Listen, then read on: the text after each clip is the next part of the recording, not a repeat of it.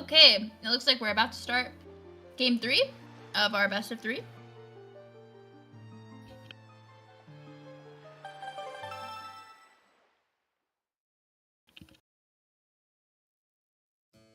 Normally, I dread the intro, but after all of the excitement that we experienced together at the end of game 2, I'm really soaking in this calm intro vibe.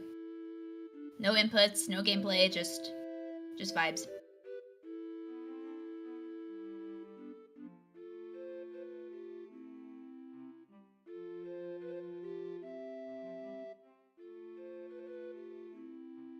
The intro is nice until you've seen it about a few hundred times.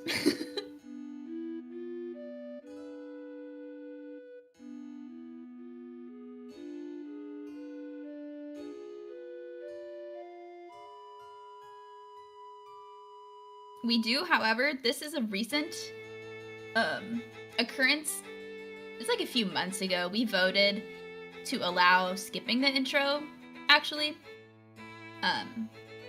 So we have a cheat code that you can use through NeoGamma that actually loads us into the Arrow cutscene, which is like what happens right after the intro. Or there's also a method where you like create a save file and just like use that to skip the intro. So recently it has gotten better.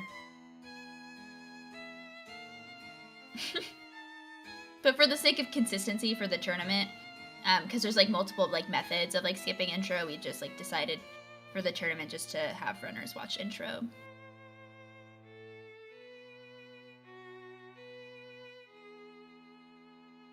And some people just like watch it, so yeah.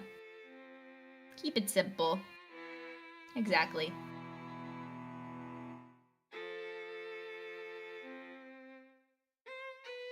I love watching this intro for the 3rd time today. I was just talking about intro skip and how much I love it. Oh. It makes no MSS a lot better for me personally. Like, because like the first 30 minutes of noms it's already like kind of, you know, slow, dry, etc. Lots of cutscenes. So the fact like just getting rid of intro by itself already makes like a really big like vibe difference. And like getting runs going is like not as like strenuous. Resetting back to outset isn't like as horrible. Yeah, if you're still here, if you were here since game 1 and you're here into game 3, like power to you.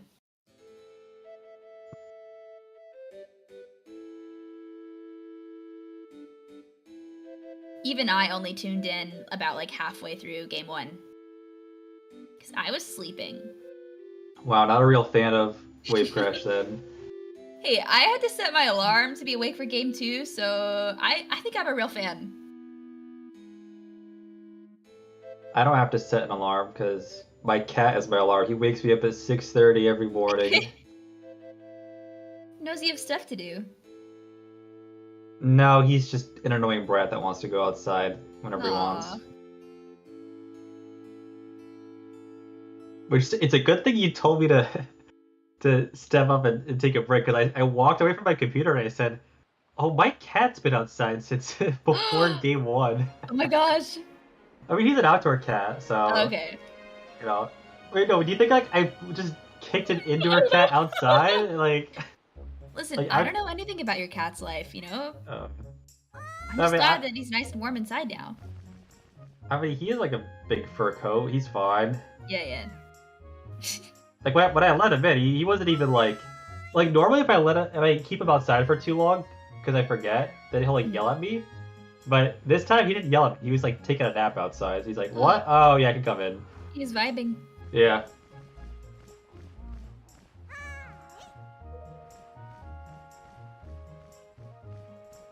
Back to outset. You think we're tired of intro? We're tired of outset. I wonder how the runners are feeling right now. Big Probably stretch. Too nervous to even care about the boredom of outset. True. Honestly, like I said, well, I said this like while you stepped away, but like if I was them, I would probably be like soaking in like the calm vibes like after the excitement that was game 1, because or game 2, the runners are like in a VC together, so like they know like at all times during the run they like know where the other runner is, so that like adds the extra layer of pressure, like when you are aware that your competitor is like neck and neck with you.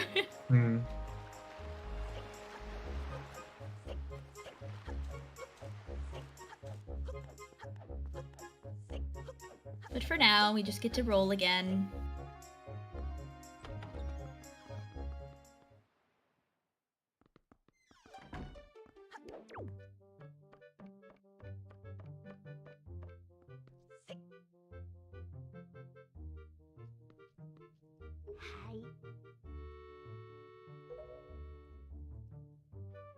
Again, nothing too crazy here. We're just getting our little green outfit that you otherwise wouldn't get if you, in the normal any % run, you just do manual super swim and you get to keep on the pajamas, which a lot of people prefer. The jammy Link to green tunic comfortable, Link. because like, I mean, Link's on a tropical island right now. His grandma's saying like, yeah, put on this like, you know, heavier green outfit. I'm sure it's fine. Even Link doesn't seem too thrilled about it. He's just not aware of how iconic the look is. Yeah. That's a nice little save warp there, because you open the pause menu and like your cursor is already over start, so you could just mash A. Oh, EJ showed little some new bonk. moves there, yeah. Yeah. He started running towards Force of Fairies and be like, wait, no, not yet. And you turn around. The good movement there, actually neither of the runners did, is like you do the good turnaround, which is where you hold L and you backwalk a little bit so that you have like momentum like while you're turning around, and then you can do a roll in that spot specifically. Jim just did the good turnaround. It looks like EJ like went for it, but then like did the bonk. So if you input your roll a little too late, then yeah, that's what happens. Now that we've like done a game 1 and a game 2, and now we're on game 3, I feel like we can point out the like some more like details, I guess, in some places. Oh. Yeah, we can do that. I was also thinking, you know, like game 1, I was being like pretty technical with Minnie, be like, and Minnie was like, okay, here's how storage works. Yeah. And then game 3, it's just gonna devolve into. So how was your day? I mean, we talked about your cat. Yeah. I'll just reiterate, because I'm sure that people have been like tuning in and out. Oh yeah. And like if people have questions about things, because Wind Waker gets like really crazy. Like not so much right now, but yeah, again, like in 30 minutes or so.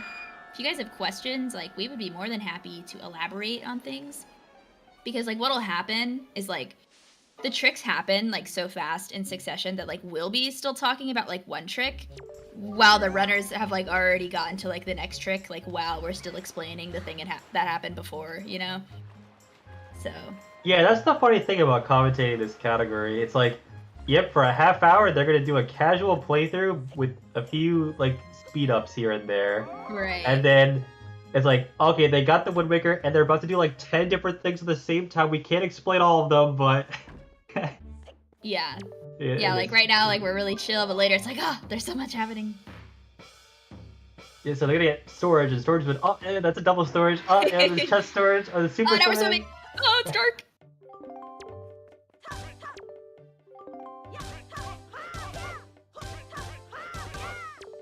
Do you like Orca? I think it's satisfying. No? Damn. Oh, like this part of the run. I thought you meant Orca as a person. As a person? No, I mean like the process of Orca combos. I like this part of the run. I do not like Orca as a person because wow, he's a very inconsiderate roommate. His brother is upstairs trying to study, and you know here Orca is like pushing sharks or like smashing into the shark like board thing. Yeah, I guess that is kind of inconsiderate, huh? Also, you know that it's so annoying that like Orca goes, you know, kid, I'd love to teach you this like really cool sword technique that will probably save your life in some very dangerous situations, but you're gonna have to hit me 500 times. He's not ready yet. He's not. This is like a really common like trope. I feel like is like you have to earn the right to learn the advanced tricks. Actually, wait a minute. Hit 500 times is not the hurricane spin. That's just a heart piece. True. Yeah, I think Hurricane Spin is the Knight's Crest. Yeah. It's like, Link, I will give you a fraction of my love if you if you hit me 500 times.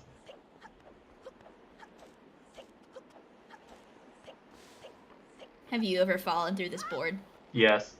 I have too. I'm trying to remember if it was ever during one of our no MSS community races. Mine definitely was. Okay. I don't know why. Just like if you go neutral there, then you just fall.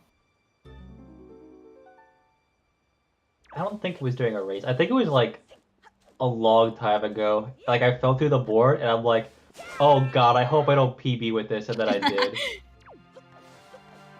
It's kind of like my motto, like a bad outset is like a good run. Oh yeah. A good outset is like gonna crash and burn. Jim got some pretty nice rupees in that grass there. Yeah. EJ only gets 2.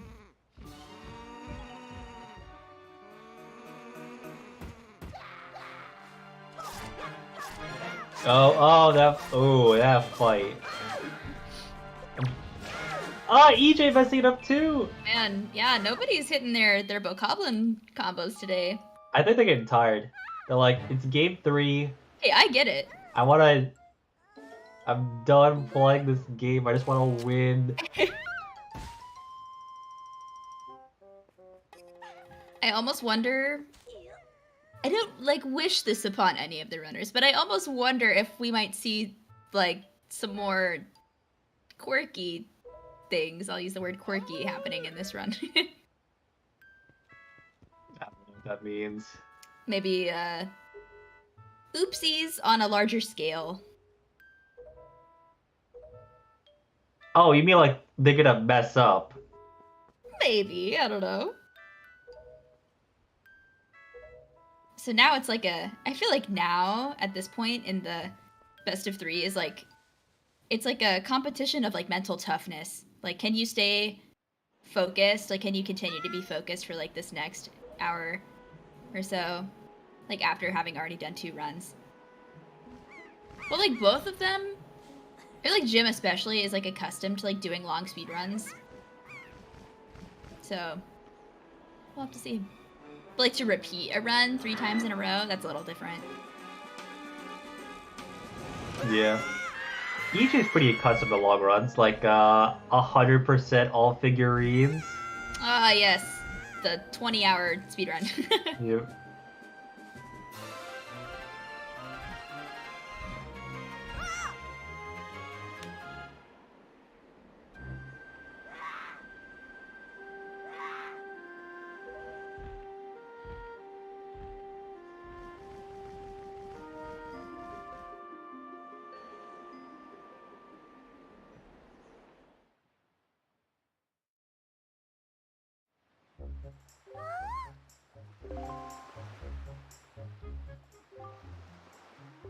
Wow, like, you want to go to Forsaken Fortress 1 for the 3rd time today? It's a bit obsessive.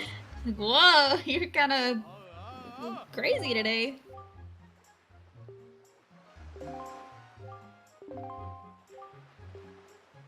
Okay, right there. See how, like, that Rito is, like, holding his arm out like that?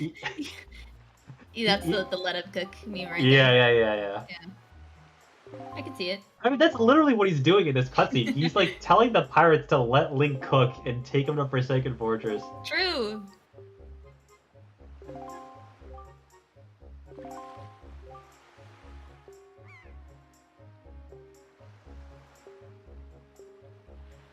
Last time at this part of the run, I like thought about it but didn't say it out loud. So like here, there's like a jump slash you can do where like you don't. It's like, see Jim like landed on the fence. EJ also landed on the fence. Okay, what I was hoping was gonna happen, because EJ did it last time, like Jim landed on the fence and then jumped off, which is like fast, sure. But there's a way that you can jump slash like in between the trees and the fence where like you don't land on anything and it's just like faster, which is what EJ was going for.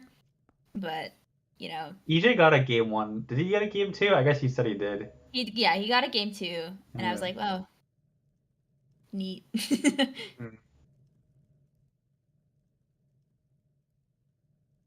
It's kind of weird that it works that way, because you think that, like, oh, if you're jumping so high that you don't touch anything, you're obviously not going to jump attack into the trees, but that's literally what you do.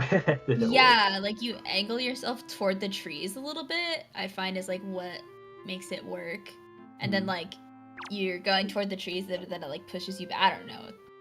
It's pretty quirky.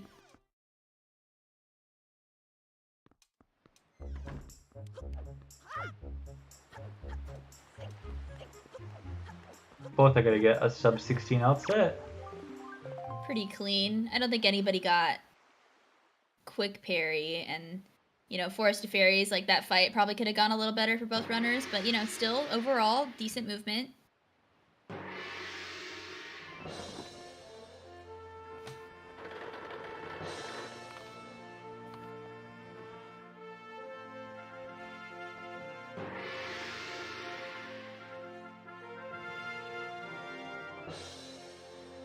Like, once again, we probably won't see that big of a gap between the runners forming until much after we get the Wind Waker. Maybe it'll be like last game where they were pretty much tied until Private Oasis? I don't know if I can, like, handle that again. Yeah. Well, honestly, now that I think about it, it's, like, convenient for us, just as commentators, for them to both be in the same spot, because if they're doing the tricks, like, at the same time, then, like, you just, like, explain it once. Let this end in a tie. That would take, you know, a lot of, let's just say the odds of that are very, very slim. If that happens, I'm leaving. Someone else can commentate. Well, lucky for you, if it ends in a tie, then... Well, yeah, again, I don't know what the... I mean, they have to schedule another match. Oh, yeah. Yeah, I mean, there's no way they're doing 4 in a row. I don't know. I mean, Saturday... No.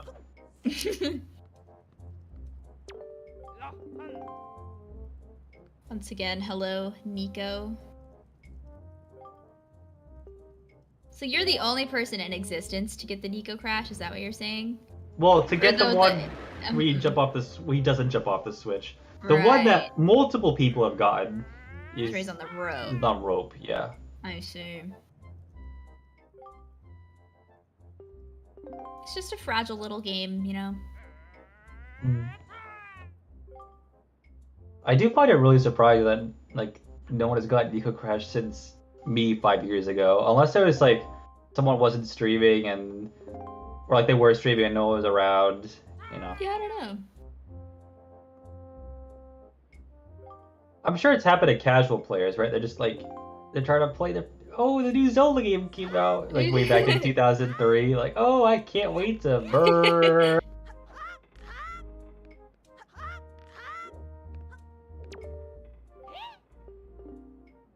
Yeah, ropes, like, aren't too tricky. You just, like, mash off of the rope. Essentially, it makes it pretty consistent. Regular platforming section.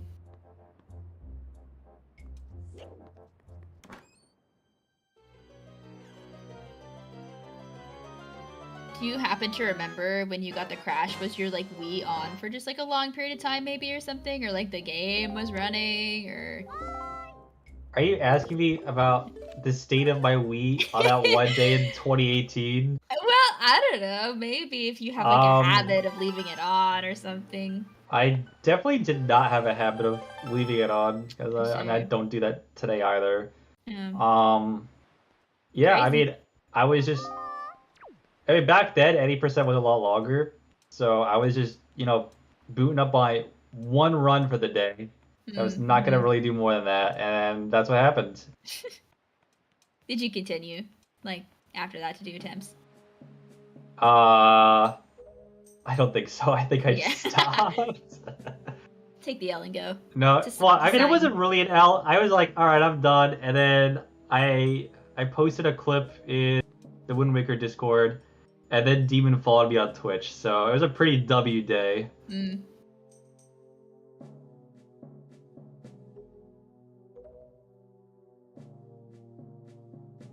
Yeah, so once again, like here, the runners want to have really good tech smashing here because like the lights in Forsaken Fortress are already on their cycle. And so like whatever happens, like whatever movement we had like on the pirate ship, for example, like getting onto the ladder, just that little section, impacts where the lights are going to be after the barrel launch cutscene. So if we want to catch the fast light cycle, then we need to have good mashing here. Which is what both of these runners are going to go for. You'd think he'd have learned his lesson by now. You would think, right? There is a way for him to learn his lesson, but it requires doing manual super swim.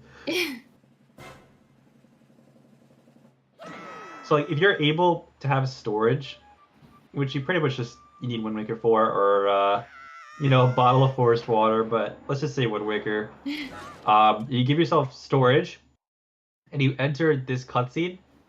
You can kind of make it so Link doesn't get launched, but he still kind of does. It's weird, but that's kind of the workaround. So use storage so that the game cannot control Link and put him inside the barrel. Yeah, that is a weird trick. I'd only done it for the first time just the other day for our Valentine's % race. And like it's funny because like you'll see the barrel and then like the camera will like pan to Tetra and you could like see Link like on the ship like where he's not supposed to be. He's like right out of Looney Tunes. Like Tetra's the villain, and she's like, "Ah, I got you in this barrel." Yeah, and then like it's in the background like. Link's standing like, "Oh, wait, am I supposed to be in there?" Yeah, see, Jim does the thing where he goes around. Oh, well, EJ's not doing fast cycle. Oh, I missed it. Did he miss a roll or something? He rolled into the wall instead of up the stairs. Oh, okay. So that's how precise this is. Like how clean movement you need to have. Like you mess up, well, that's it. You're not getting it. Yeah, so Jim got the fast light cycle. Yeah, so this will put EJ just like slightly behind. Again, not by like that much. Oh, also opting out of window jump. EJ, that is what you get for not doing window jump. Oh my gosh. Okay, so you can opt out of the window jump and do what we call window grab instead. But I don't know if he was like, you have to hold up while you do it in order to grab the ledge. And maybe he was like too far left or something where like it wasn't actually like part of the ledge. Yeah, that's really weird. I don't know what happened. Yeah, I think that maybe he was like too far left or something. But I wasn't looking at his input display to see if he was holding up. But he definitely knows to hold up because you see like he just did it there. So yeah, that's actually like interesting because like he did that in order to like be safe and like not fall in the water. But then like that was the thing that caused him to fall in the water.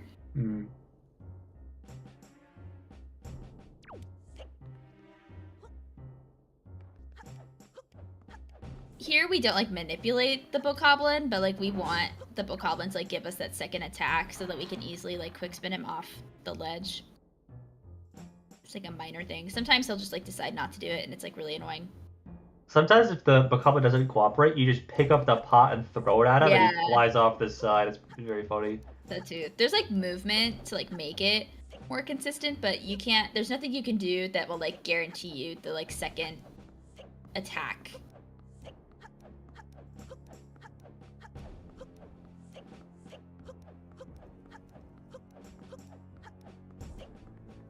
Alright, now it's EJ's turn to sneak past the moblins.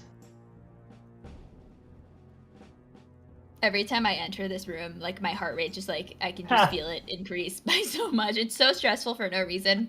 It's really consistent. Like, yeah, it looks like it would be scary, and like it is scary when maybe you aren't like as comfortable like just moving Link around. Like once you know the movement, it's like nothing can really go wrong. Yeah, it took me like several years before I could like enter that room and just not care at all. Yeah. Because before that, yeah, my heart rate would definitely go up. Like when they were like, "Oh no, what if I mess up?" But now That's it's like okay. I'm not gonna mess up, and I did mess up. Oh, when was that? It must have been a community race or a qualifier. I think it was a qualifier race for WaveCrash, and EJ and I were both in the race, and we both got caught there. That's kind of iconic.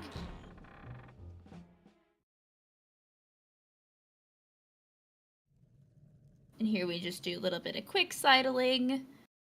There's like, just like for us like humans, there's like no like rhyme or reason. We just like mash the control stick to the direction that Link is sidling. But the TAS, like Trog tasked it once in such a way that like there's like actually like a method to like when you time it or something.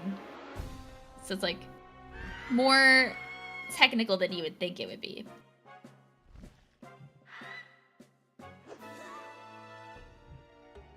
Oh, on that Bokoblin, fun fact, the optimal way to fight him is 2 stabs and then an Orca combo. So, like, don't think that your Orca combos are just useful for Orca. They're, like, really useful in other combat situations, too. Yeah. Like, Such as that all Bokoblin. those combat situations that happen in this category. Right, I mean, I know MSS, you don't really come across very many, but, like, Yeah. there's that one, you know? But glitchless, you know, a lot of combat. True. Actually, that's the thing I like about water categories that I kind of miss ever since any percent got barrier skip. Is like the combat is kind of way more advanced than you might think. Because like, oh, it's just a baby Zelda Oh, game, yeah. very easy. But then like, just watch a speedrunner do Overwatch or Stonewatcher Cave, like specifically the Dark Knot room. I mean, the other rooms are impressive too, but like the strats you do for the Dark Knights are like really cool looking. Yeah, no, I agree. Like, I feel like glitchless, like, maybe gets, like, a bad rap for, like, maybe being boring. But yeah, like you said, the combat is, like, really, there's a lot of really interesting strats to make combat faster. I mean, I don't think glitchless is boring at all. I think, like... It's a little long. It's long, yes. You're not going to see me do it very often. Right. Also, I'm kind of happy with my time. Although there's a certain runner I am very competitive with that's like a minute faster than me in a 6-hour run. I kind of want to beat him. Right, yeah, right. If anyone here is like, oh, all these super swims and the zombie hovers, that scare me, I would definitely look at glitchless because I think it's a lot of fun. Yeah, I mean, we also have some interesting like category extensions to like Valentine's percent, which I keep bringing up because we just like did it the other day for Valentine's Day. That category is actually really like, it's short and like there's enough hard tricks to like make it interesting, but it's like not too challenging for like a new person to learn. And like post MSS too, like we have the post MSS file, so you can do categories that would normally require MSS, but you can just like use this like file that we have, just like start it as if you had done MSS. I think the super sims and Valentine's percent are kind of hard, especially like you don't have a C chart. Oh, yeah, that's true. See, so maybe not that category, but like post MSS. I mean, could you just buy this? No, wait, you can't even buy the sale. No, wait, I bet you can. Wait. Yeah, wait, you could buy the sale, but you don't ever spawn the King of Red Lions. Right. Oh. I don't know how that works, actually. That's a good question. I'm sure you could just buy the sale, but like, you're not, like, the boat isn't going to tell you, oh, great, you got the sale, because he does not exist in that category. Speaking of the sale, all that rupee farming that we did was just for this, so that we can sail 1 quadrant. You know, I just realized buying the sale wouldn't be good enough, because then what gives you the C chart is buying the sale and then telling the King of Alliance you bought the sale. Is it? Okay, I wasn't sure like what the flag is. It's specifically like, I mean, I know it's sale. I just missed it with Jim, but like we'll see EJ do it. It's like, the King of Alliance gives you a yes or no prompt. I think it's like saying yes, gives it to you, or maybe it is just like talking to him after buying the sale. I see.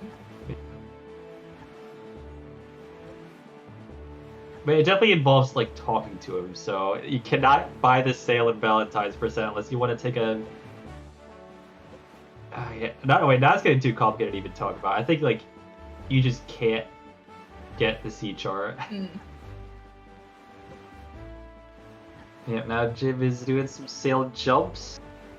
And then he's gonna see the water is getting a lot rougher here.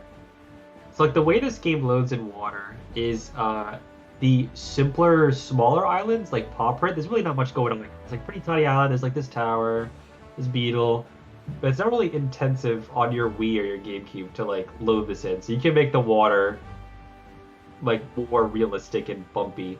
But then like for big islands, like you see EJ's at Windfall still, and the water is very calm because loading in all those waves is like put some stress on the console when you're like an island as big as Windfall.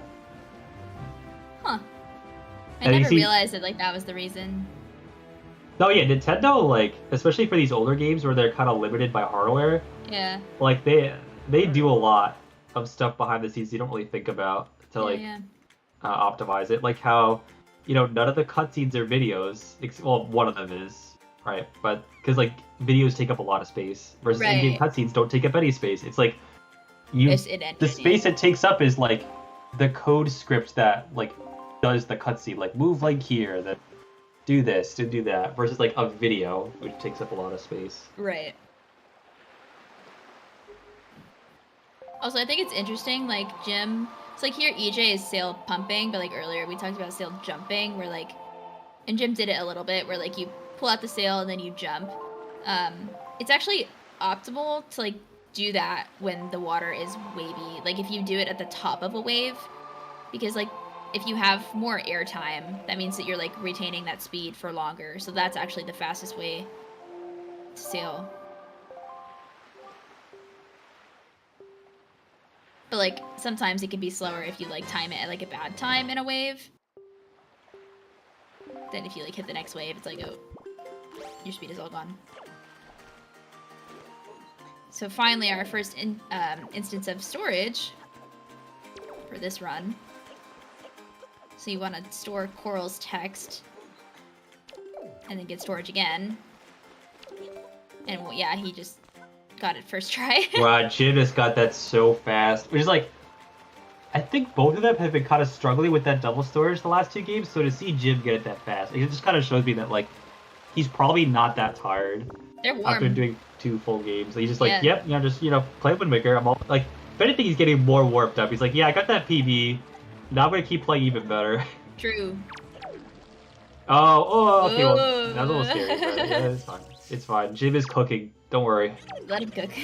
Did we ever mention that, like, while shoes. you're walking, yeah, if you walk up to the chest, like, before you open the chest, if you touch the blue shoes, you lose double storage. I don't think we've mentioned that, but Yeah, that's so- true. If you hit the blue shoes while they have like their like electricity out or whatever, that'll eat your storage, and then you have to like swim all the way back to an island to get storage again. So really slow, obviously. And yeah, EJ also hit his double storage really fast. Yeah. Yeah, Jim's like, huh, why didn't I oscillate into the pole to get an air refill? And that's just Wind Waker for you. True. Oh yeah, when we get to Windfall, I'll actually explain, because it's EJ's strat of like getting into the water and like how he makes the oscillation like consistent. Oh, yeah. I'll explain it. So here, Oh. EJ wants to avoid the blue shoes. Oh my gosh. Can these runners stop having close calls, please? Alright, Everything's fine. Jim's fine. I mean, But yeah, Jim's at the pirate ship. So yeah, EJ is just like the length of the sea chart behind Jim, essentially. Oh my gosh. God Oh damn my it. gosh. Jim, what are you doing? Okay. Jim is playing with fire. I don't know if he knows this, but when you have chest storage and you go into that door frame, there is a solid chance that you can like void out on the collision there. And that like totally ruins like everything. You have to do like this really long, slow backup, because like once you void out, like I don't even know where that puts you, just like in the water or something. I don't know. It's slow. I've gotten it before. Me too. I'm trying to remember where it put me. Yeah, but like It's if that's never bad. happened to him, because you would hardly ever be in a situation where like you would even be concerned about that. Also, EJ, okay, the Cutting fact really that close. both of these runners are like playing with my heart a little bit because like, and Oh also my EJ, God. he like got to the quadrant, barely had any air, got the refill off of the ship luckily, but then also it's just like. Although you could tell EJ like was freaking out inside because He like did he not was mean like to. You could tell that he like knew that could happen. But Jim, on the other hand, I don't know if he was aware. I think Jim just is fearless and he's like, yeah, I know I can void out here, whatever. Oh my gosh. Yeah. But you can tell by the way EJ paused. He's like, wait, what do I do? Yeah. The quickest escape.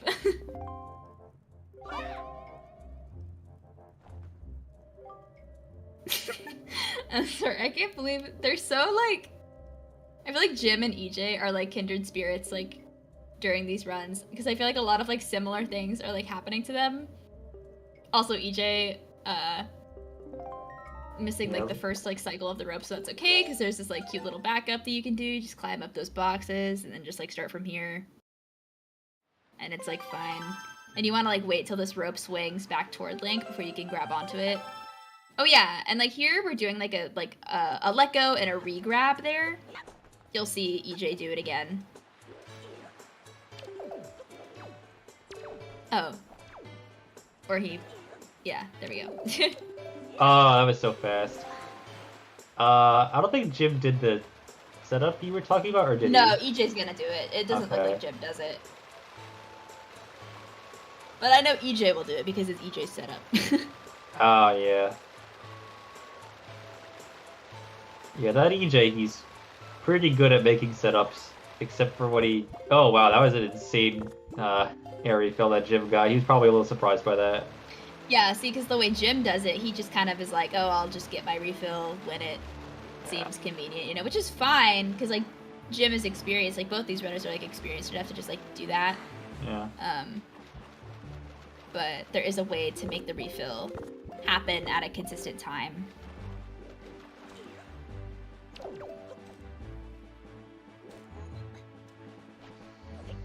So yeah, Jim is quite a bit ahead of EJ here, but that a lot can change like with the leaf split.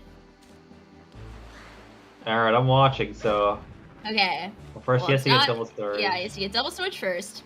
Which is pretty easy to do when it's daytime with fall, because that guy makes it Alright, easy so to get here double he storage. rolls in and he falls into the water like that. You see he went neutral and fell straight down. Yep. You start holding up then, because then when you emerge, it's like a consistent frame that you were holding up on. So now your oscillations are going to be consistent here because you held up on that same frame every time. Oh, so you buffer the up. Yeah, exactly. Okay. Yeah, it's essentially buffering when you hold up. And so because you started holding up on the same frame and like the oscillations are dependent on like Link's animation, you know? That makes it so you can oscillate back at the same time and always get that refill from the back of the dock. So it's all in that. It's all in how you get in the water. So like you don't want to like jump off all the way. You just like want to fall in and then hold up, and that makes it consistent. Oh, okay. I think it's great. I love it. Yeah. Like it really improved my ability to get the refill there. Because you know, instead of oscillating away from the island, you're always going to oscillate into the refill instead. Also, where does he Jim? Oh, he doesn't have it. Okay, this is more of like something that's not super important, but I thought Jim got the little bug where the water particles stay on Link when you climb ledges that have nothing to do with water. Because like when he jumped from the waterfall to the grassy ledge, there were water particles on him, so I thought like, oh yeah, you got it. Yeah, not a lot though. So I guess you have to get a lot of them for the glitch to happen. I don't want to call it a glitch though, because like if they have it in a glitchless run, you'd be fine. Right. Yeah. Yeah, I don't know. It's why definitely like that an happened. unintended bug in the game. Jim was having a little bit of trouble getting those shoes out. The way that they like fall off the tree like isn't consistent, so like sometimes like they could just be angled at like weird ways where it'll like not be as easy to push them through the wall out of bounds. So let's see how Deku cutscene skip goes for Jim here. Jim? Oh, God, that was scary looking, but that's how you do it. Yeah, so he got the trick. So now it's actually really important that EJ gets it. Otherwise, the gap between them is just gonna like grow, and then it'll be just like harder to make up that time if Jim continues to like play how he's playing. I didn't see. Did you see? Did EJ get any right shoes? I wasn't looking. I was not looking either, but there are a lot of shoes over here on the left and Yeah, middle. that's why I'm worried. I'm sure he Oh my gosh, no, because the way... Oh, okay. Okay. There's one. The way that he crawled into that shoe on the left made me think that he was gonna go for, like, the backup. Oh. Oh, the shoe is like, yeah, see, that shoe is being rude. Because, like, when we side hop into it, we want it to go out of bounds. There we go. And don't mind Jim. He's just, like, you know, doing his hover. He's doing his thing. He's fine.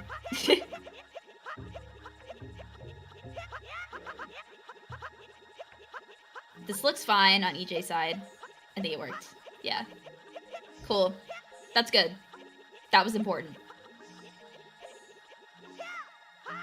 I think it's kind of interesting that, it was a little close, but, on Jim's side, it's daytime in Forest Haven, because he got up to here so fast that, like, it hasn't turned to night yet, and then EJ, it's nighttime. Right. Yeah. Cause, I mean, it was daytime at Windfall, but then, like, it was, like, barely, I guess, so then, like, when he did the swim to Forest Haven, it turned to nighttime. Right. So yeah, now Jim is starting his, quiver split. Oh yeah, So... I do want to point out again that Jim is on pace to beat his personal best. Yeah, he's just, I don't know, like, they're warm, you know? They're warmed up. Jim this is storage cooking. That Jim was just getting on Beetle is really annoying because you get storage when you press B 3 frames before you hit the ground. And, like, the ground in that instance was the barrel of Beetle's ship. Like, you'll notice, like, Beetle's ship, like, rocks up and down. So that, like, changes the distance, like, that you fall. So the frame that you push B on is going to be, like, different, which makes it really tricky. And EJ successfully got the leaf. So I'm really glad, like, seeing runners, like, struggle with... Oh, and he got a nice gold on leaf as well. Yeah. But yeah, seeing runners, like, have things go wrong during the leaf split is, like, really stressful to witness, because it's just, like, I feel like it either goes really right or, like, something goes wrong and just, like, the whole split just, like, feels bad. No, it looks like Jim's about to drown, but he's actually not. Yeah, there you go. Yeah, see, I'm not even worried. Just gonna casually clip through the Fairy Island. So Jim is a little ahead, but EJ is not too far behind. Yeah.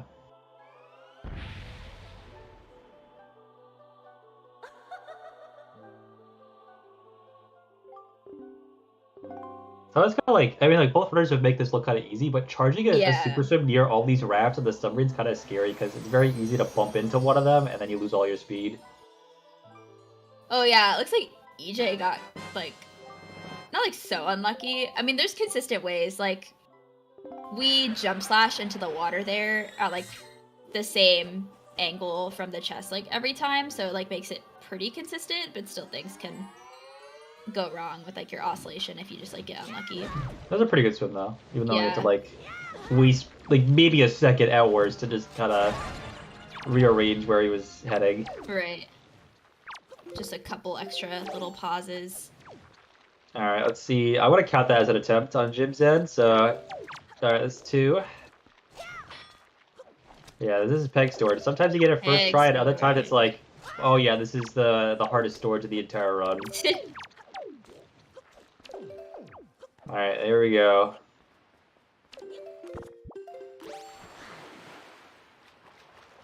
So BJ gets a quick first try on that peg storage, you know? It helps. Yeah, no, every little thing, like, is gonna help close the gap, essentially.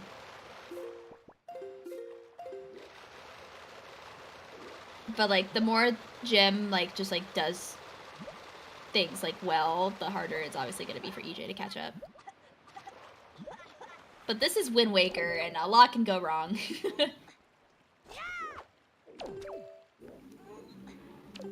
Oh wow! EJ gets his fake storage, and Jim was struggling a little bit with that storage, but gets it.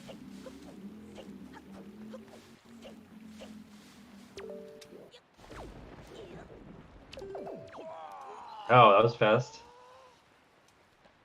Schmoovin'. I think it's interesting. There's like a couple options on Private Oasis that, for like what ledge you use the second time. Yeah. Both EJ and Jim both use that ledge, like at the bottom of the walkway. I mean, it's just really whatever you're more comfortable getting storage with. Right. Because it's another instance of that double storage that we've been talking about, and so like your second storage like has to happen within a certain amount of tries. Otherwise, you have to like store the text again in order to try the trick again, which of course is slow. So yeah, store the text by talking to the telescope man. And yeah, see, now EJ has to talk to the guy again. There we go. Because you only get 2 tries. And we're not rolling here because we want to keep this text up. And we close it when we open the chest. So that we can pull out Wind Waker again, get camera lock, because it gave us our storage back, and then do another super swim. Well, I wasn't really watching Jim swim, but the fact that he's already here means it went well. I was gonna say the same thing. It probably went pretty well.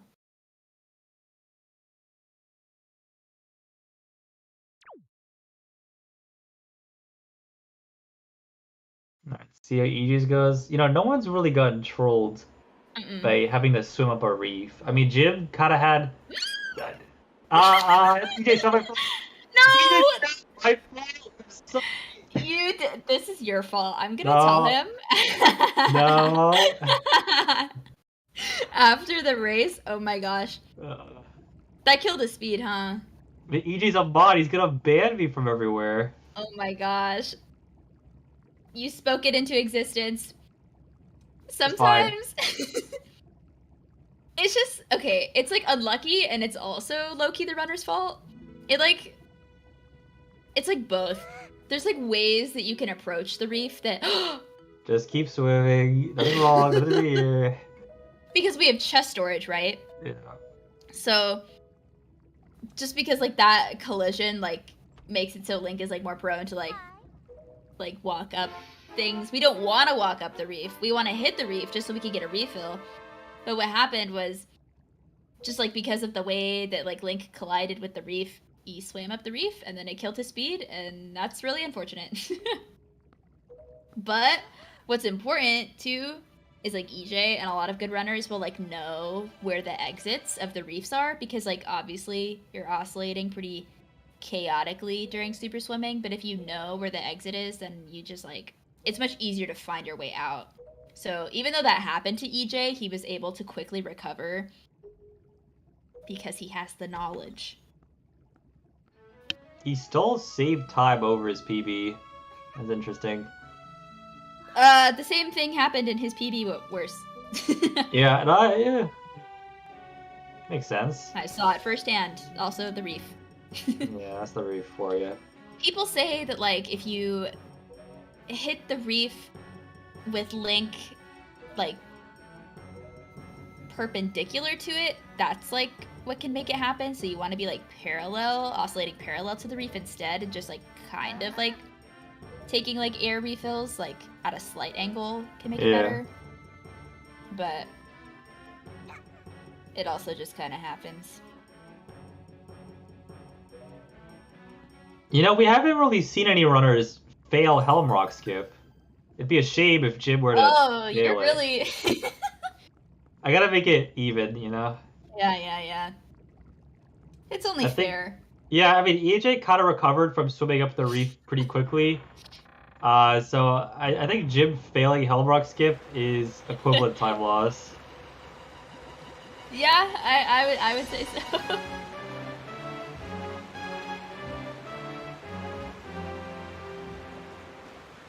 I mean, they both do the leaf setup. I feel like that one's really easy. Definitely the easiest, in my opinion, to mess up. Oh, the easiest to mess up. I was a little confused. Like, what do you mean it's the easiest? No. Yeah, see, I like paused like dramatically. Yeah. The easiest to mess up. The easiest setup, in my professional opinion, is the one with all the backflips and the side hops. Yeah, it's not the 5 dry roll setup that you hate so much. It's because it's inconsistent, okay? And it's like been proven that it's inconsistent. But you know, whatever floats your boat. Yeah, we're fighting about 2 setups that are inferior to EJ's setup, so who cares? True. It'd be a shame if Jim bailed the second half of Hellrock Skip. It would be a shame. I'm like holding my breath. He's gonna get it. He just is good. Yeah, see? Yeah, Jim's too powerful to get cursed by my commentary. He's too consistent. Yeah, he can't be touched, you know? Yeah, I mean, I saw where he grabbed the ledge, and I thought to myself, wait, that might be a little too far to the left, but it was good. He's cooking. Jim is still on PB pace. I can't believe this. So EJ is exactly 1 Helmarock skip behind. Approximately.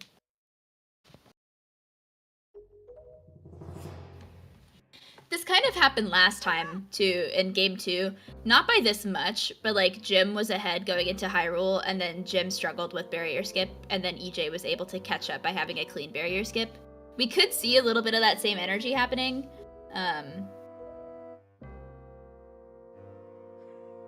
Jim has main character energy. That's funny. No, this is a shonen anime, but the protagonist is already OP. So there's really nothing to. Oh, actually, I guess that's One Punch Man, huh? I didn't really think about that until I said it out loud. But...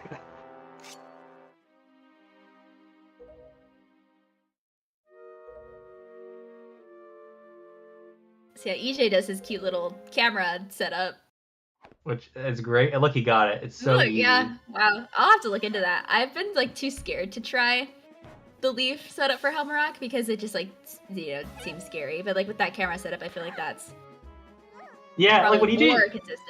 But when I saw EJ do the setup, I kind of like doubted it, especially since like he did fail it once, like one of the couple times I saw. So I'm like, oh, yeah, is that really a setup? And then I tried it, and I have 100% consistency with it. So. Oh yeah, he usually gets it. So. Yeah. There must be something to it. Yeah, it's like the one time he did fail, I think it was like he spent too long trying to line up the angle, because if you target Helmarock for too long, the camera. Well, originally the camera settles in one place, and if you wait too long, it settles in a different spot. That's bad. I see. Well, I see. But that's like the cool thing. Like, one of the coolest things about Wind Waker, in my opinion, is like just like everybody needs to do the same tricks like in the run, but there's so many different setups that you can do, and like so many different like your own like little spins on things that you can like change to like make it more consistent for you. And like that is what is really cool about Wind Waker, is because like we're all doing the same speedrun, but like the ways that you can go about tricks can just be like so different like between runners, because everybody like finds like different things like easier for them, or like finds like little ways to like optimize things, and it's really cool. Like barrier skip, there's so many setups. There's like at least 4 for bomb push barrier skip, and then there's actor loading barrier skip, which let's pretend does not exist, you know. And even though it's gonna come back someday. Yeah, we'll see about that one. Welcome in, Raiders from ZeldaSpeedRuns 2. We are in Game 3 of a best of 3 between EJ125 and gymnast86 of our WaveCrash tournament. We're running no MSS. I'll say one more time. If anybody has any questions about the crazy things that are happening, feel free to ask, and we would be happy to answer. Yeah, I have a question. Why do people speedrun in the first place? I mean, they're taking this beautiful game that Miyamoto or whoever it was made, and they're just ruining it by going fast. But this is how we get infinite replayability, PK. It's cheating. Yeah, it is. I'm sorry, I can't keep with the facade. I sound too much like a reply guy in the Twitter replies. True. Yeah. Barrier skip incoming.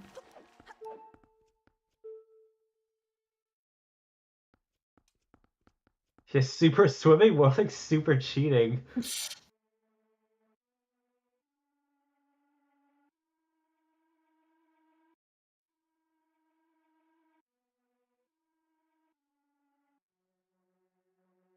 I think it's funny that Jim goes around the right side. He's the only person I've seen do that. Wait. Yeah. Okay, Haley... that is no. Right? Okay, last game 2. Come on, somebody has to remember, right? Am I the only one that? We're all gonna gaslight Haley. This never happened. Oh my goodness. I like crossed my heart. He went to the right side last time. But Jim does this. He'll just like, I've noticed this. He will like do one thing one way in like the previous run and then just like change it like in the next run for like whatever reason. And I don't understand why. I think it's so interesting because like normally what speedrunners like to do is we like things to be as consistent as possible. Also EJ won game 1 and Jim took game 2.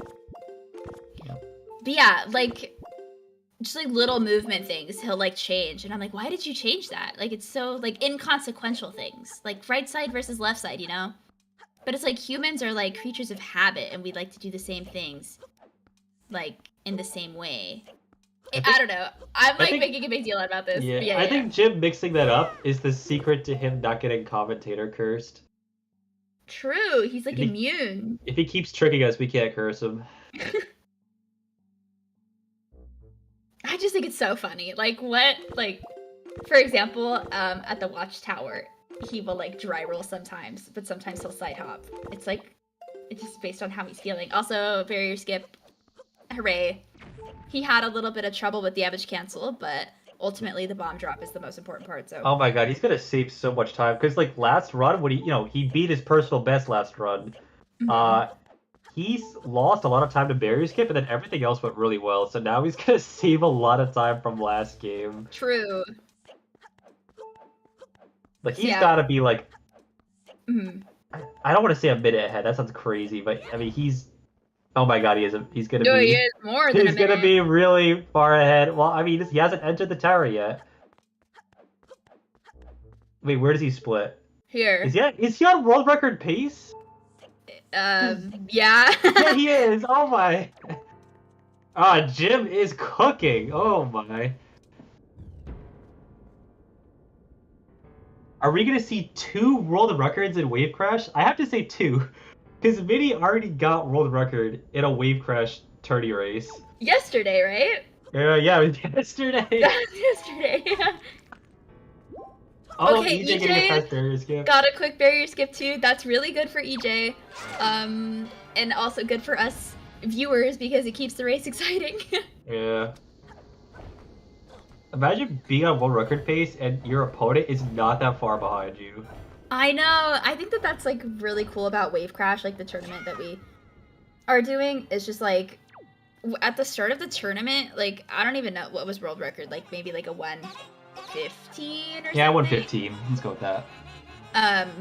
Briefly before that, it was like 119, then like 118. But yeah, it's just like really recently, no MSS has just like grown in popularity, and like really good runners have like started to run it consistently, and so like the times have just like dropped dramatically. Like a year ago, if you had been like, oh yeah, people are gonna be like on 113 pace, like going into Ghana, we would have been like, what? For real? Because like sub 120 used to be like the hot thing. But now we're like, look, 7 minutes below sub 120. Yeah, by the time I got my first sub 120, people were like, "What? That's so." Yeah, that's so like last year. Yeah. That's the last month. Yeah, you gotta get with the times. Yeah. Speaking of getting sub 120, Haley, you gotta. Yeah. I'm sure you can just boot up a quick run, get sub 120. Man, it's just, you know, the vibes have to be right. How about right now? I think that, you know, maybe just in the midst of this best of 3, game 3, you know, environment, it doesn't really seem conducive to like my vibes. Yeah, for people in chat that don't know, Haley is very close to getting sub 120. The thing is, I just need to do runs. I just like have this thing where like I'll practice a lot and I'll get really good. Like my skill level is definitely like well below or above, however you want to phrase it. I just like need to do it, you know? One day. Man, EJ, okay. EJ is 1 D-Lol-Ru behind Jim. So, pretty sizable, but still not so sizable that it can't be, you know, alleviated.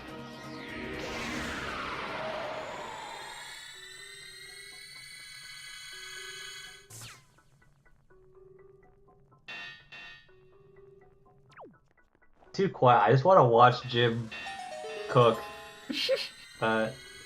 He's really far ahead. Yeah. And like EJ's been playing well. That's the thing. It's just Jim just is playing really well. Yeah, that's the thing with these like these top runners. It's just like you can have a really great race, like a great run like in your race, but then just like the other person just might pop off. Yeah, like EJ lost time at Forsaken Fortress 1, and that's really about it for major time losses. And I'd say major, and it's like really not even that major. Right. But then Jim's just like, excuse me, I'm gonna go get world record, I'll be right back. Yeah. But okay, that being said, I don't want chat to get too excited, because, you know, Morth RNG will just ruin everything. That's kind of the mentality you have to have when you're a top runner going into this. It's like, yeah, I'm a world record pace, but, you know, Morth RNG is going to ruin everything, so it's like not even a world record pace, you know? You can't get attached until you get the Morth RNG. Otherwise, you'll be in for like some emotional torment with no MSS. And like other Wind Waker categories too are like this, where the end game is like, determined by your Morth RNG. Other categories like any percent if you don't do Puppet Get and skip, any percent no MSS, all dungeons, 100%? Does that have like RNG at the end? I don't even know. Yeah, it does PG skip. The other PG skip. Yeah. Okay, I wasn't sure if like that was part of the definition of 100% to fight Puppet Cannon. But yeah, if it's not, then that also skips Puppet Cannon. Right. Which has RNG. The only way to consistently skip Puppet Cannon is to do a really long hover, and even then it's not perfect. Yeah, consistent is it's a strong word. Yeah, it's like sometimes the fairy just flies the wrong way, and even though you're right on top of it, doesn't matter. Right. Nice Knight's Crest. Woohoo! That's a consequence of the no MSS categories. Like, we get the spoils bag. So, like, if you don't have the spoils bag, then, like, stuff like that doesn't even drop. You can't pick it up, but, like, we have the bag, so... Woo. But if Jim gets world record, do you think he'll PB in the next race? Maybe. He keeps PBing, so... But he's at the point, well, both of these runners are at the point now where, like, you pretty much have to get first try Morth in order to PB. Yeah. Oh, that missed, but it's okay. Oh, that's unfortunate. Yeah. All right, Jim. Jim unfortunately struggling a little bit with phase 1. That's the first hit. We might be seeing a little spin action. Second hit. Well, this is not what we're facing anymore. No, that doesn't matter. In fact, he should not have done that. That's not good. You think so? Is it better to get the... So he's low on magic. He has no magic now. He has no magic, yeah. Going into phase 2, is it better to wait for the spin and have the keys come and get magic that way? Or do you think it's better to wait for phase 2? I think it's better to just let the keys come in phase 1. Because look how long he has to wait. He has to wait for it to drop, and then it has to sit there and do nothing. Oh, I guess he's damaging down. Damage. You know what? I think that's all right then. That's pretty creative. Yeah. Maybe this is faster. Good, you got 2 if you do that. drops. But yeah, this is is this gonna work anymore? I don't even know. No, it's not. I don't think it can. Nah. It's okay, he'll get world record next time. Right. Meanwhile, EJ popped off. He got 2 fast shots. I think he's on his 3rd shot.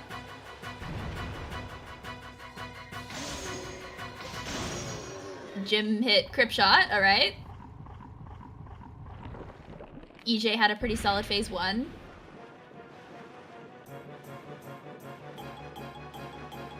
Man, yeah, once again, the RNG is gonna be a really big, like, factor.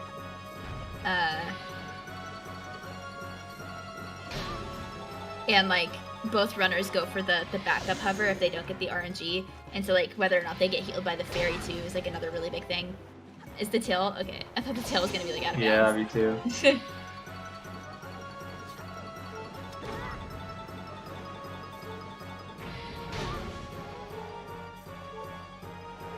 And Jim finishing PG with half a heart. EJ just hit Crip Shot. Hopefully the keys drop magic for him. This would be okay, good. Okay, good. That's good. Yeah. He's really doing everything in his power to catch up. Like, he had a really solid phase 1, hit Crip Shot phase 2.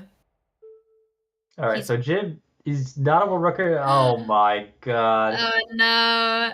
You know, people ask me, PK, you never kill the keys with arrows. Why do you swing your sword at them? And that's why, because I don't want to switch back to light arrows. I just want to shoot and know that there's light arrows there. Yeah.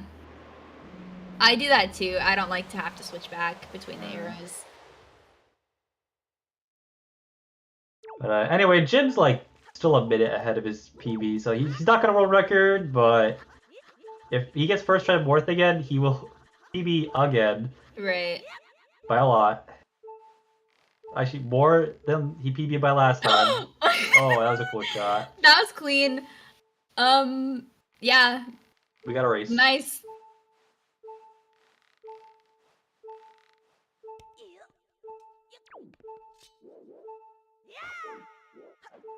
Okay.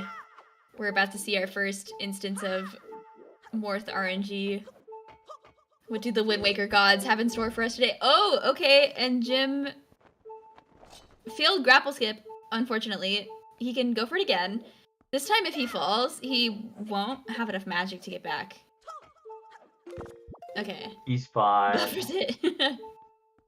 Oh, now I get why I thought it looked like he was crawling when he clipped through, because he did that part of the backflip. I see.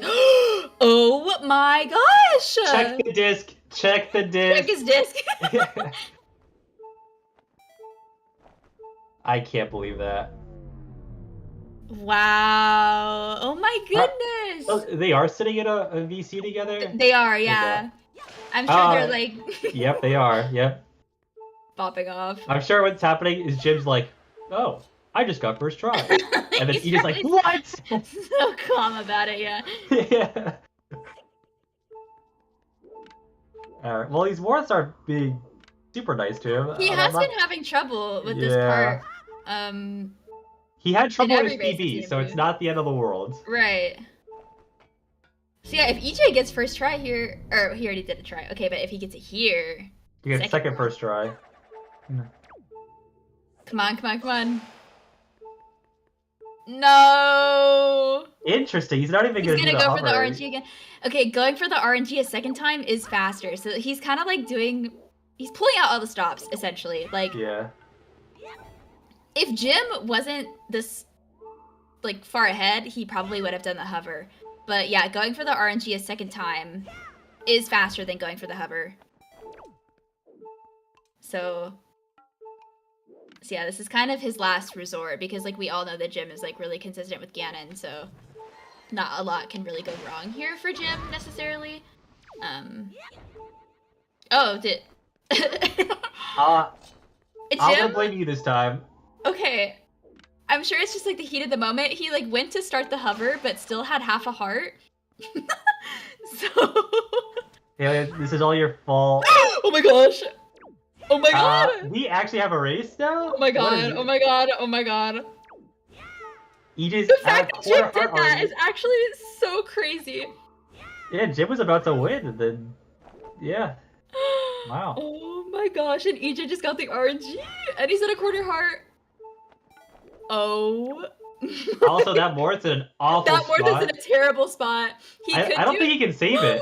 Oh no. my. Oh, he can blow it from here. Also, yeah, Jim's not getting a PB anymore, but who cares? This race is kind of hype. No, that's not even important. That. What? That Morth! What? How did that even happen? This is crazy. EJ is, like, ahead. He's, like, just ahead now. No, EJ, you got... Okay, he's fine.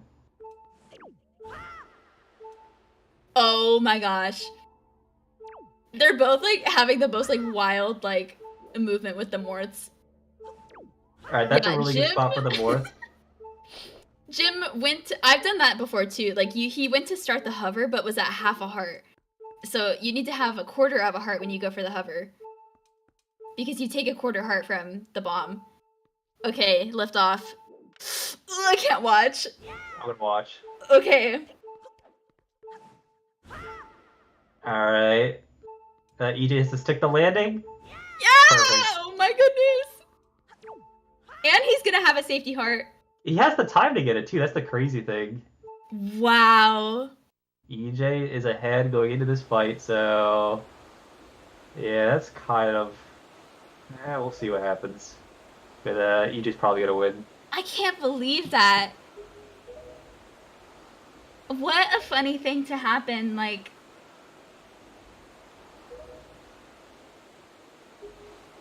Yeah. What Jim did, it isn't even, like, so, like... It's not even, like, absurd. Like... I've done that. Like, you go to start liftoff, and then you're just, like, still alive. You're like, oh. You just do a jump attack, like, wait, what? Oh. Yeah. You just, like, jump slash, and you're like, oh. I still have health.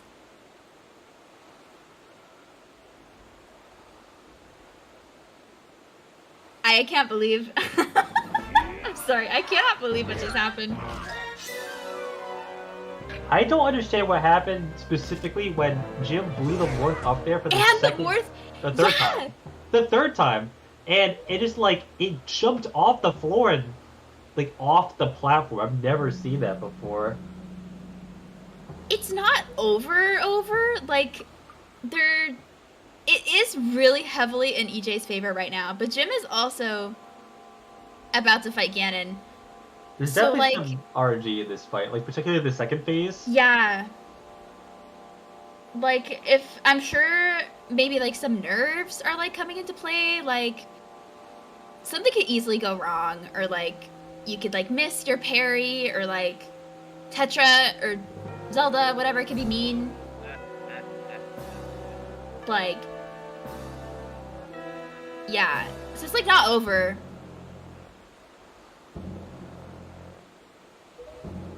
But, you know, some shenanigans need to happen. Yeah, sometimes Ganondorf doesn't let you parry him, you know? Sometimes Zelda is blind and shoots in the complete wrong direction. Exactly.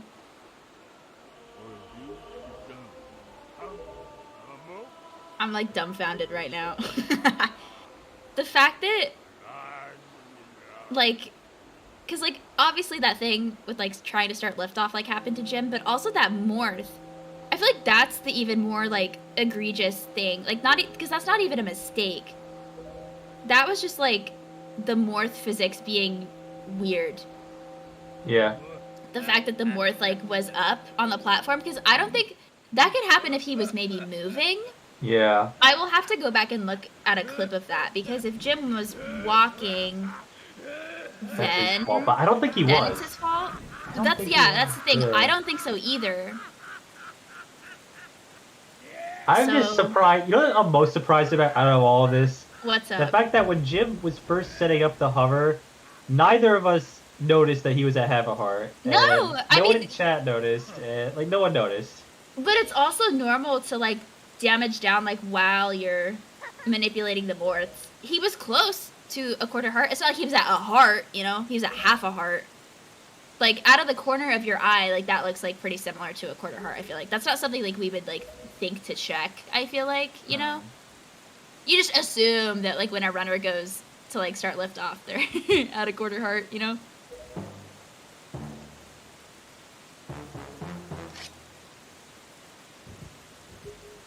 Man, what a turn of events. Okay, EJ is about to start. This frame right here on Link and Zelda, and Zelda's holding the Master Sword. Just imagine the caption, "Let her cook." Okay.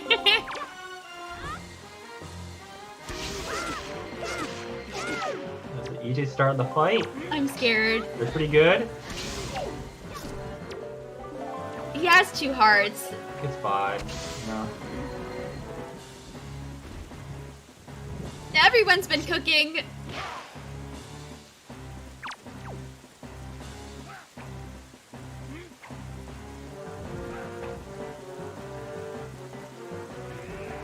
Yeah, Gandalf doing a bit of trolling there on EJ's end. Okay, that's good. RNG there. So now it's up to Zelda. Sorta. Zelda's like, what? You want me to hit your shield? Well, I'll try, I guess. Oh, that looks pretty good to me. And with that... GG! Yeah! Oh my god! Wow. Oh my gosh. EJ in first place with a 1:17.02. GG. That was so exciting. Oh my goodness. That's crazy. That's so crazy. That's so crazy. I'm losing my mind. And GG Jim finishing 20 seconds behind. He got a gold Ganondorf. Wow. It looks like both of our runners are in the waiting room, waiting to be interviewed. Hi! Oh my goodness! God is real, I guess. I cannot believe. Can we? Yeah, just like what's going through your guys' heads right now? I think the one thing I noticed the most is like, I think we can both agree that run was like pretty bad at times, but it was still really close, and they were both 1:17s. Right. Like, it could have been a lot better. That's pretty cool, I guess. All I can think about is how that Morph is wearing some serious clown shoes. Yeah. I can't. Were you weren't moving? I thought you were standing still when that happened, right? When the Morph like flew off of the platform like back toward you, you know? Oh, I mean, I think it probably still had momentum from like a previous move. I see. I think, yeah. Because I thought that was crazy. Yeah, I went for the gamble reload because I didn't trust my hover. Yeah. And it would have, I think if I did do the hover, it would have costed, like, actually. Yeah. Isn't going for the RNG a second time faster than, like... I mean, it's, like, barely faster if you're mini 352. I see. But I lose, like 40 seconds to the hover. Like, on top of what he loses. Right. So, I mean, yeah. I think and also I missed it twice today. Yeah, that was definitely the play. Like, that was a good decision, obviously, on your part, to go for that. Wow. I mean, my beginning was pretty bad. I mean, like, back on the set, like first game, like it was like all right. Like I think we both played okay, minus Jim. I think failing Deku cutscene skip. Second try, it was just RNG gap, but you know it happens. But I really was not happy with how I was playing in the third match. If I'm being honest. Yeah, I mean that makes sense though because you guys have been playing for, you know, several hours. So yeah, I definitely noticed like some stuff like went more wrong in the third game. For you specifically. I failed window grab. Yeah. Oh, I think window grab. You were too far left or something. I think I was too far right. I was holding out, I'm like pretty sure. I don't know. I don't know either. Yeah. Yeah, I mean, my third game was pretty decent up until Ganon. Remember, when pretty decent means world record pace. You were on 1:13.10 pace for like most of the run. This isn't fair. You guys are too talented.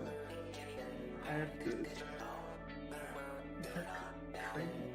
It's definitely, at least for me, I know it's been a pattern that I will lose the first game, usually win the second one, and then the third one is kind of a toss-up. Wow. Yeah. In my matches, because I think the first game is like my warm-up game. Right. I kind of feel the opposite, where I want to win as quick as possible, because I feel like the more time, the more time I give you to warm up, the more scary it gets. Like when I faced Minnie, pretty much the moment I lost game one, I thought it was over. And that did end up being true, it was over. But like, he warmed the heck up after that. Those two games back then. I don't know, I think my bombs this run... I hold my bomb segment to a pretty high standard. So it makes me a little mad when I mess that up. Like my crescent was bad, then I messed up ropes too. Right. And then you swim up the reef. Yeah, okay, right. Was weird, like, that was weird. I swam up, I got out, and then I was like, okay, I'm safe. And then instantly I turned and then got sucked back in. But then I clipped, I didn't climb, so it was instantaneous. Actually, no, I did climb. I climbed twice. Yeah, you did climb. Yeah. Right before that happened, PK was like, what if this happened? And then it did. Yeah, it happened all set, huh? Weird. I think Jim was in some reef. Yeah, but I don't think Jim climbed the reef, right? You just were like, it just spawned around you. Teleported. Oh yeah, I clipped into one. Man, yeah. All I can say is like I've also done that where like I'm on PB pace and I'm just like in the heat of the moment and I go to like start Morth Hover and then like you input a jump slash and you're like, wait a second. Oh yeah, I forgot that happened. Something's not right here. Like before the build up to the troll morph. I think you were half heart. I forgot to take the last half-hearted or the last quarter-hearted damage. Right. Beforehand. Yeah. That's when my mind melted. I guess my plot armor is just too strong. Your plot armor. The game really knows I just want to keep on playing this. Yeah, aren't you excited for the thing tomorrow, EJ? Dude, I don't know. Like, okay, so I sat at my desk today playing Wind Waker for what, like 4 hours? I haven't eaten yet. I barely have had any water, and the thought of waking up at 6 a.m. tomorrow and staying at my desk till maybe like 6 p.m. to spend my entire weekend doing that. Like, I like doing nothing, but like that is a little too much. I don't know. Minnie might have to drag me in there. How do you feel about your upcoming match with Aloha? I don't know, man. I mean, I think the same. I mean, based on his match with Minnie, I forget what the times were, but like one of them didn't go too. I think that's just like the thing. Like, there's a game where you could just play kind of bad out of the three, and then it's just kind of unfortunate. Right. So maybe that'll happen tomorrow to either one of us, or not tomorrow, whenever it happens. I don't know. Definitely not tomorrow. But I guess, I still think he has like the sleeper potential to just like unlock and like get like a 105, but so I'm kind of scared, but we'll see. I mean, it's clear that like you obviously have like the consistency going into it, so yeah it can really go either way. I haven't got a over 120 in quite a while, I think. Right, exactly. I do get mad a lot, but I do have to remember that it's like still like, I guess, like 117 with that many mistakes isn't the end of the world, although right.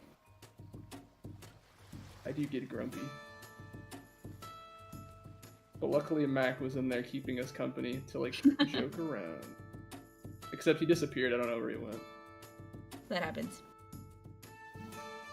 But yeah, I guess at the bracket now. It is me versus Aloha,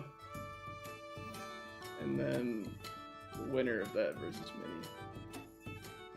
And if we're good boys, it can be done in 2 weeks. That's the thing, I think we can all agree that, especially the people that are still in it, are a little burned out. I don't know how you feel, Jim, if you're like... I mean, I wouldn't say I'm completely burned out.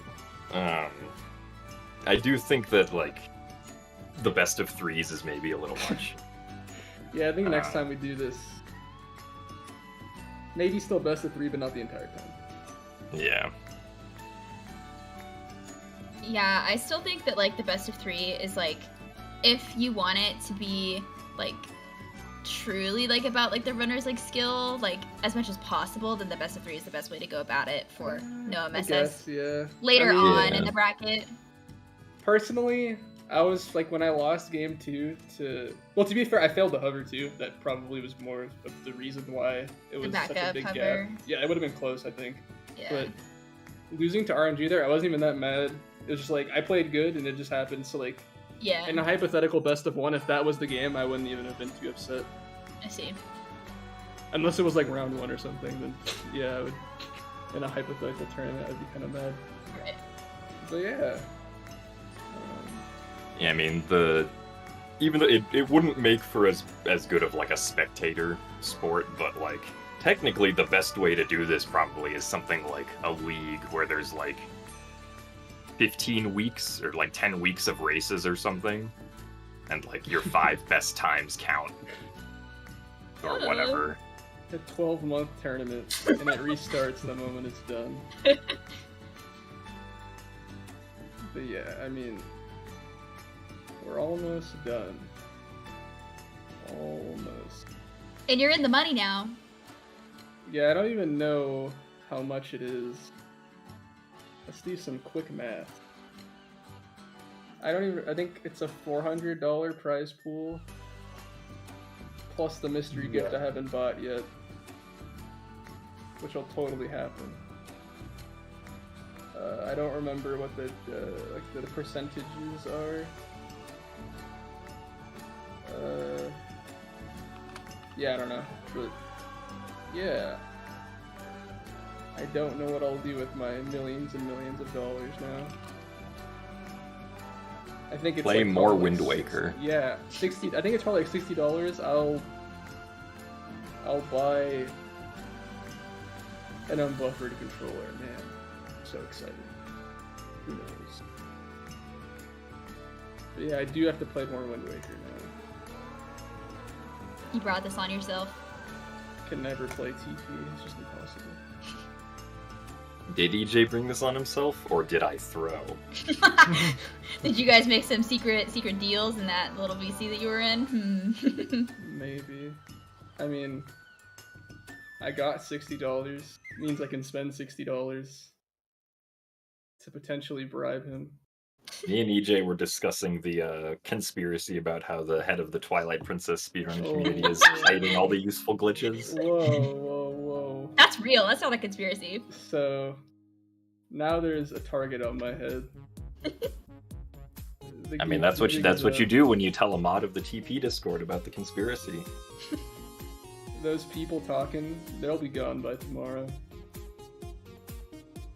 But yeah.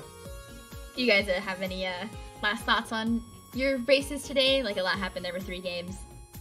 I guess I'm glad I got a 115 to finish things yeah, off. that was pretty cool. You PB. True. I was on PB pace game 2, I think, until Morth RNG. But yeah, overall happy with game 1. Like okay with losing game 2. Game 3, I think I could have done better, but whatever.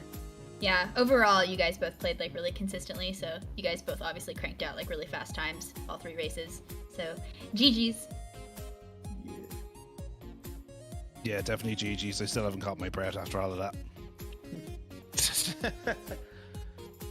Alrighty, on that bombshell, I think that's a good enough note to get out of here. Once again, GG's to both our runners, to EJ and to Gymnast for the excellent match there. I enjoyed it. I'm sure you all did as well. If you're not following them already, chat, please make sure you are. All their information is in the chat there.